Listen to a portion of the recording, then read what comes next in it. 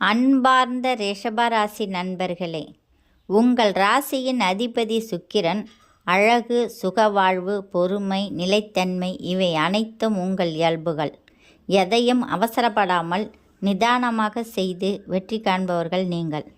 இந்த மாதம் உங்கள் வாழ்க்கையில் மெதுவாக ஆனால் உறுதியான முன்னேற்றத்தை தரப்போகிறது.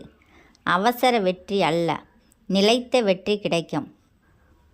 இந்த மாதம் ரிஷபராசிக்காரர்களுக்கு மன அமைதி அதிகரிக்கும். பணவரவு சீராகும். குடும்ப உறவு பலப்படும். சில நேரங்களில் சோம்பேறித்தனம் மேலோங்கலாம். அதை தவிர்த்தால் இந்த மாதம் உங்கள் வசம். வேலைக்கு செல்பவர்கள் மேலதிகாரிகளின் பாராட்டு கிடைக்கும். நீண்ட நாள் காத்திருந்த மாற்றம் வர வாய்ப்பு. அலுவலக அரசியல் சற்று இருக்கும், அதில் ஈடுபடாதீர்கள். புதிய வாடிக்கையாளர்கள் வரவு. லாபம் மெதுவாக அதிகரிக்கும். அழகு, ஆடை, கலை, கட்டிடம், உணவு தொடர்பான தொழில்களுக்கு நல்ல மாதம். பணம் கொடுத்து வைத்தவர்களை நம்பி பெரிய முடிவு எடுக்க வேண்டாம். இந்த மாதம் பண வரவு குறைவில்லை, ஆனால் செலவுகளும் கூடும். வீட்டு உபயோகப் பொருட்கள் வாங்க வாய்ப்பு உள்ளது. ஆபரணம் வாங்கும் ஆசை நிறைவேறும். முதலீடு செய்ய நினைத்தால் நிலம், வீடு போன்ற பாதுகாப்பான விஷயங்களில் முதலீடு செய்யலாம். ரிஷபராசிக்காரர்களுக்கு குடும்பமே முதன்மை. திருமணமானவர்கள் வாழ்க்கை துணையுடன் புரிதல் அதிகரிக்கும். வீட்டில் சுபகாரியம் பேசப்படும். திருமணம் ஆகாதவர்கள் நல்ல வரன் வரும். நீண்ட நாள் காத்திருந்த காதல் உறவு உறுதியாகும். பெற்றோர்கள் குழந்தைகளின் கல்வி முன்னேற்றம் மகிழ்ச்சி தரும். உடல் நிலை பொதுவாக நல்லது, ஆனால் கவனிக்க வேண்டியது உடல் எடை அதிகரிப்பு, சர்க்கரை அளவு, கழுத்து, தொண்டை பிரச்சனை. வாரத்தின் ஒரு நாள் விரதமிருந்து பிரார்த்தனை செய்யலாம். மாணவர்களுக்கு நல்ல மாதம். கவனம் அதிகரிக்கும். கலை, இசை, வடிவமைப்பு படிப்பவர்களுக்கு சிறப்பு.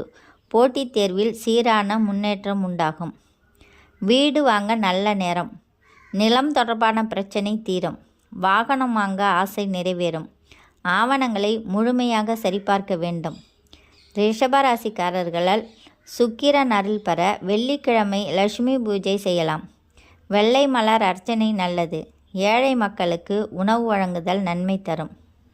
முதல் வாரம் வேலை தொடர்பான நல்ல செய்தி வரும். இரண்டாம் வாரம் குடும்ப மகிழ்ச்சி, சிறிய பயணம் உண்டாகலாம். மூன்றாவது வாரம் பணவரவு அதிகரிப்பு. நான்காம் வாரம் ஆன்மீக சிந்தனை, மன அமைதி உண்டாகும். சோம்பேறித்தனத்தை தவிர்க்கவும். உடல் நலத்தை அலட்சியம் செய்ய வேண்டாம். நண்பர்களுடன் பணம் தொடர்பான விவாதம் தவிர்க்கவும். ரிஷபராசிக்காரர்களே, இந்த மாதம் உங்களுக்கு அமைதி, நிலைத்தன்மை, மெதுவான வளர்ச்சி தரும். அவசரம் வேண்டாம். நிதானமாக செயல்பட்டால் வெற்றி உறுதி. மெதுவாக நடந்தாலும் இலக்கு நிச்சயம் அடைவீர்கள். உங்கள் வாழ்க்கையில் செல்வம், சந்தோஷம், சுகம் பெருகட்டும்.